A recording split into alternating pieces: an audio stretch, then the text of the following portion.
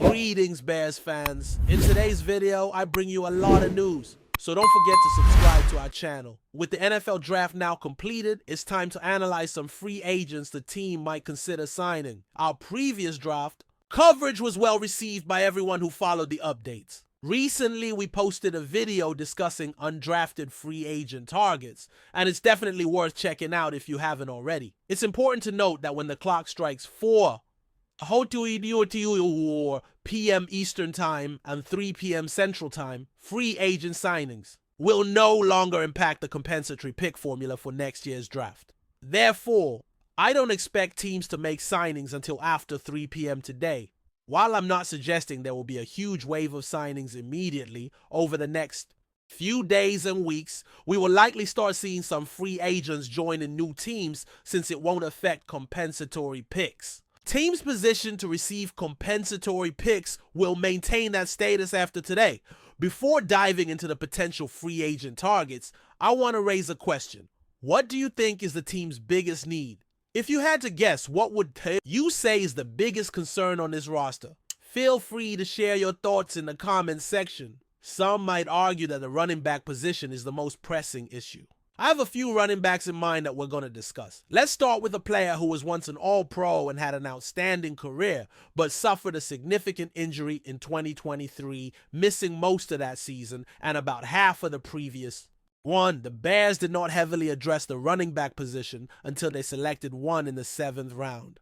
I like this pick and believe he had the potential to be a 5th round selection. His playing style shows power and good balance through contact. To be honest, he is not as explosive as another player we will discuss, and there is a noticeable difference in that regard. However, when it comes to maintaining balance through contact, he performs very well, especially in blitz protection. I believe he could fit into a rotation. Still, the questions remain. Can he be the team's number 2 running back this season? And what about other options? These are valid concerns that need to be explored. It's important to clarify that while he lacks the explosiveness of another prospect, he does excel at maintaining balance through contact and is effective in blitz pickup. I have a positive impression of him and think he could contribute well to a rotation. But again, can he handle being the 2nd running back this season? Could another player step up instead? These are important questions. During a recent discussion, an interesting point was raised about the Bears' misfortunes in the draft when it comes to running backs. It's worth remembering that they tried to trade up for a player but weren't successful. In the 2nd round, their picks were 39 and 41, while the running backs they may have targeted went at 36 and 38. This raises the question of whether they would have selected one of them if given the chance. A similar situation happened on day 3, when, at the start of the 4th round with pick 109, 2 running backs were chosen right before their turn. When asked about this, team officials didn't hide their concern. Clearly, they intended to address the running back position earlier. Nevertheless, I'm pleased they managed to draft someone. He was among my favorite late-round options and was high on their draft board as well. It's reassuring that he's now part of the team. But the pressing question remains, does the front office believe this move is enough? I think this group is capable of managing the situation competently, but considering the team's past decisions, I'm not certain if the available players align perfectly with their needs. Now, could one particular player be the solution? That's a fair question. This player struggled late last season after returning from a major injury, but averaged over 4 yards per carry toward the end, suggesting he was regaining form. Early on, before the injury, he was averaging more than 6 yards per carry and was an all-pro caliber player. What version of him can we expect now? It's reasonable to believe he'll perform better this season with more time to recover and a full off-season to prepare. That serious injury in early 2023 occurred when he was starting the season impressively, averaging over 6 yards per rush. In previous years, he was a standout player. So, what kind of performance can we expect from someone like him? It's reasonable to expect improvement compared to last year, given he's more recovered and has had more time to train. He's been working hard and was recently reported to be squatting 600 pounds again. He's incredibly dedicated and is only 29 years old. However, it's also important to temper expectations. It might be unrealistic to expect him to return fully to his pre-injury form. The key question now is whether he can be an upgrade. over the current options? If the answer is yes, I would definitely consider signing him. If not, it may not be worth it. It will be interesting to see how the team evaluates this.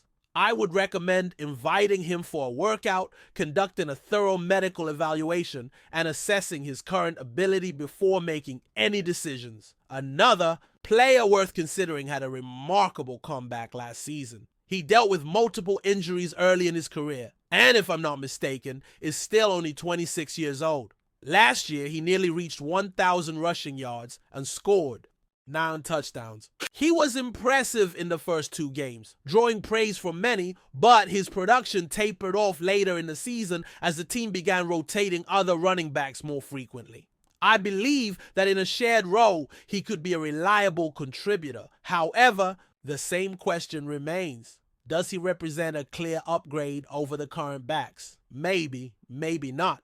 I'm a bit uncertain. Nonetheless, I view these 2 names as significant free agents still available. Without a doubt, if one of them could regain their previous form, it would be fantastic. And with the improvements made to the offensive line, I believe it's reasonable to consider signing one of these talented players, even if they are not in peak physical condition. If you had the chance to pick one running back for the Bears, who would you choose? Feel free to leave your answer in the comments. One of the 2 mentioned running backs could be signed. Both are talented, even if not at their physical peak. If you were managing the team, which one would you pick? Now, moving on to another free agent who might be the most attractive option available. The Bears did not draft a dedicated pass rusher, and soon we will discuss how this player could fit into the team. It's possible that some jerseys will be available for pre-order, so if you want to secure one, make sure to place your order. As for another free agent, I consider him the top player at his position on the market. Last season, he recorded 9 sacks and played for all the teams in the division except one. After being traded at the deadline, he performed strongly, finishing with 9 total sacks across 2 teams and generating several pressures. In the most recent draft, the Bears added a player who primarily played as a defensive tackle last season. There's a possibility he could transition to the edge. The depth chart at edge rusher remains uncertain at this point.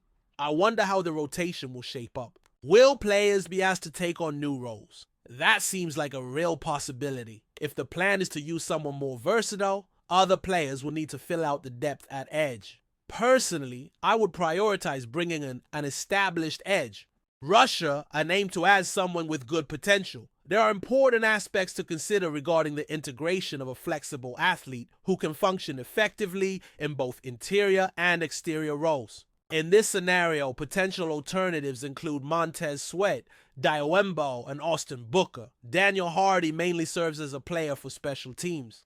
Personally, I lean toward the idea of acquiring an edge rusher, particularly someone like Cedarius Smith if the contractual terms align favorably. The Bears' interest in this player is yet to be determined. Another significant area of focus is the safety position. The Bears surprisingly did not select a safety during the draft. The name Julian Blackmon has emerged as he played alongside Jalen Johnson in college and had an impressive season with the Colts last year, accumulating 86 tackles and 3 interceptions. He is an instinctive safety capable of fulfilling both free and strong safety roles. This situation becomes intricate because if Blackmon is seeking a starting position, he must weigh the availability of such a role. If a starting spot is not available, moving to Chicago could be an attractive prospect, especially with Kevin Byard entering the last year of his contract. Should Blackmon excel, he could secure a place beyond this season. Furthermore, Jaquan Brisker is also in the final year of his agreement, and it is likely the Bears would aim to keep him long term. However, given Brisker's history with concussions and injuries, Blackmon might find early opportunities to play. Elijah Hicks and Jonathan Owens are reliable backups, but they too are in the last year of their contracts. The Bears must evaluate their level of comfort with the backup situation, particularly considering the probability of Brisker missing some time. While there is hope he will be able to participate in all 17 games and ideally make an all-pro team, the actual outcome remains uncertain. If one were to speculate, it could be estimated he would play around 10.5 games. A concussion could significantly impact his season. Therefore, it would be prudent to bring in a safety. It Roquan Smith, one of the most dynamic linebackers in the NFL, made his highly anticipated return to the Chicago Bears recently, much to the delight of fans and teammates alike. His comeback was nothing short of a celebration, marking not just the return of a key player, but also the reunion of a leader who had long been a cornerstone of the Bears' defense. Smith, who had previously held out during contract negotiations and was traded to the Baltimore Ravens during the 2022 season, returned to Chicago after agreeing to terms on a new deal that has given fans hope for a revitalized defense in the coming seasons. The linebacker had made a huge impact during his time with the Ravens, but it was clear that his heart remained in Chicago, where he had earned a reputation as a tenacious, hard-hitting force on the field. Upon his return, Smith was welcomed back with open arms by the organization. The Bears faithful, eager to see their defense return to prominence, gave him a warm reception with chants and cheers ringing through the stadium. Smith had been a central figure in the Bears' defense from 2018 until his departure, and his return was viewed as a turning point in the team's rebuilding efforts. The linebacker's presence adds a much-needed spark to the Bears' defense, which had been in flux in recent seasons. His leadership, speed, and ability to read the game have made him one of the premier players at his position, and the Bears are hoping that his return will be the catalyst for a defensive resurgence. Smith's ability to disrupt the opponent's offense, whether by stopping the run or rushing the quarterback, makes him an invaluable asset to the team. Bears head coach Matt Eberflus spoke highly of Smith's impact on the team, emphasizing how the linebacker's mentality and experience will be key to developing the younger players around him. Roquan brings more than just his ability on the field, Eberflus said. He brings a winning mindset, leadership, and a relentless work ethic that sets the tone for the entire defense. Smith's return also signifies the Bears' commitment to building a competitive team that can contend in the NFC North. With the Chicago defense in need of a leader, the linebacker's return was a key move for general manager Ryan Poles as he continues to shape the team's future. The Bears are now poised to make strides on both sides of the ball, with Smith anchoring a defense that hopes to be among the league's elite once again. As the Bears move forward into the new season, Roquan Smith's return is a reminder of the importance of continuity and leadership in building a successful team. His return was celebrated not just as the acquisition of a star player, but as the reestablishment of a foundation that can help bring the Bears back to prominence in the NFL. The fans are hopeful that with Smith leading the charge, the defense will once again become a dominant force in the league. That's it for this update. If you enjoyed the video and want to stay updated with exclusive news about our Chicago Bears, be sure to subscribe to our channel and hit that like button. We can't wait to hear your thoughts in the comments. See you in the next video.